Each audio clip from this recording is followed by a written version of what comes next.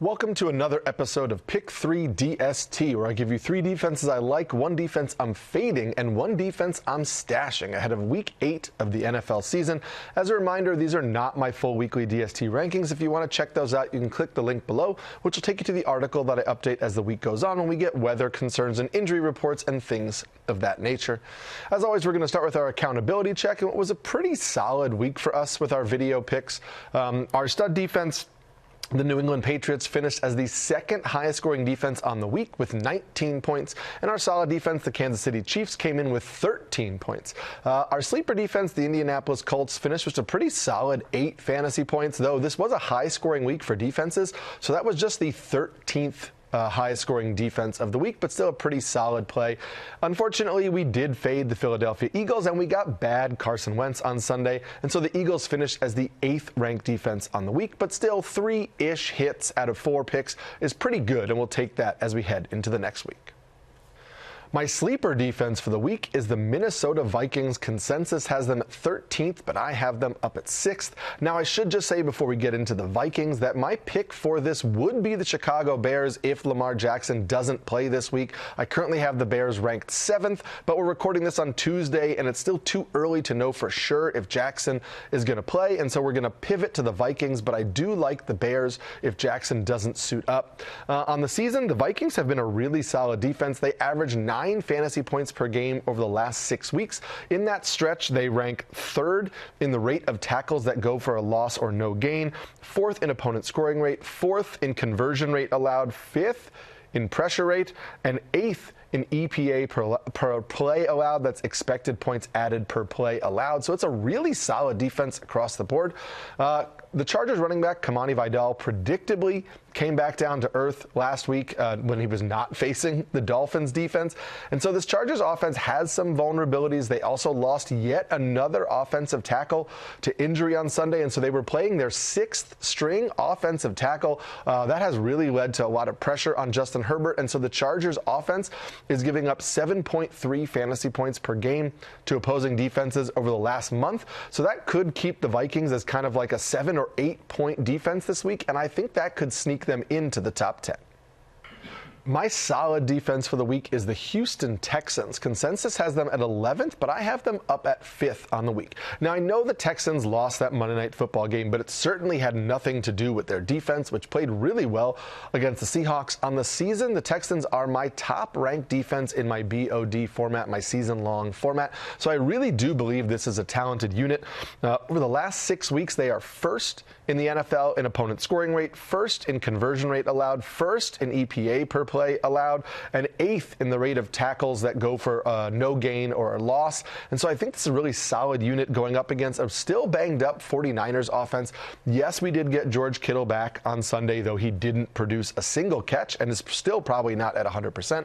As of Tuesday afternoon, it seems unlikely that Brock Purdy is going to return. Juwan Jennings is playing through myriad injuries and is certainly not 100%, and we still haven't seen Ricky Pearsall back on the field. And so we don't really know how healthy this 49ers offense is going to be, but we know this Texans defense is good. We know they're going to get after the quarterback, and so I think that they're a pretty solid play this week. Before we get to my stud defense of the week, pause this video and comment below. Let me know who you're playing this week, or ask me any start-sit questions, and I'll get to those as the week goes on. My stud defense for the week is the Atlanta Falcons. Consensus has them at 3rd, and I have them up at 2nd. Now, I was stashing the Atlanta Falcons pretty much everywhere last week in advance of this game against the Miami Dolphins, so I really hope it works out for us. But over the last 6 weeks, the Falcons rank 5th in EPA per play allowed, 6th in turnover rate, and 9th in pressure rate. That has led to them averaging 8.2 fantasy points per game. They're now going up against a Dolphins team that looks like an entire organization ready to walk the plank. The Dolphins give up 9 fantasy points per game to opposing defenses over the last month. They were dreadful against the Browns, and Tua Tagovailoa wound up on the bench, even though that was with the game already decided. But Tua does not look really good. The whole offense is predicated on him not getting hit, trying to throw passes as quickly as possible. That led to Darren Waller actually being a useful player for them, but now he is likely out with a pec injury, and so the Dolphins are down yet another weapon. I just really don't think this is a team that is playing much inspired football right now. The Falcons are huge favorites at home, and so I believe they're going to have a big showing showing this week. The defense I'm fading for this week is the Green Bay Packers. Consensus has them up at 6th, but I have them at 16th on the week. This Packers defense really hasn't delivered for us on the year. Yes, they do get pressure on the quarterback. They rank 8th in the NFL in pressure rate, but they're 17th in the league in EPA per play allowed. They're 18th in opponent scoring rate, and they are 30th in the NFL in turnover rate. That's why they've scored just 4 fantasy points per game over the last 6 weeks. They're now going to face a Steelers offense that isn't really an inspiring offense, but it's a ball control offense, and the Steelers offense gives up just 2 fantasy points per game to opposing defenses over the last 4 weeks. Even if we expect that the Steelers are going to give up more than 2 fantasy points to the Packers, this doesn't seem to be a matchup where the Packers are going to be in a smash spot, especially because they're not really getting turnovers. And so, yes, they'll probably get a few sacks on Aaron Rodgers, who remains immobile, but this feels like a game where the Packers maybe score 4 or 5 points, and so I really don't see them in the top 10 this week. Lastly, my stash to get ahead of waivers in Week 8 is the Jacksonville Jaguars, who are rostered in just 18% of leagues, and that number may dip since they're on bye this week, so they could be dropped in a lot of leagues where they are currently being held. However, they are going to face the Las Vegas Raiders when they come off the bye, and I really like that matchup. The Raiders give up the 3rd most fantasy points to opposing defenses over the last month. The Raiders are 25th in the NFL in sack rate and 30th in the NFL in turnover rate. It's an offense that is really struggling, and they may come out of the bye with Jacoby Myers not on the roster since he is in plenty of trade rumors. The Jaguars defense is 3rd in the NFL in turnover rate, and so I expect them to capitalize on this matchup against the Raiders, and so I'd be looking to take advantage of the bye week and stash the Jaguars wherever they are dropped this week.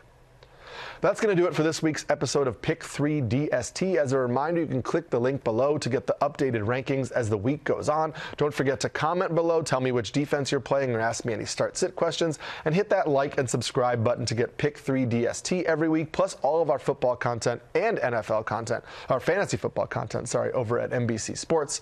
I'll check you next week for another episode. Good luck on Sunday.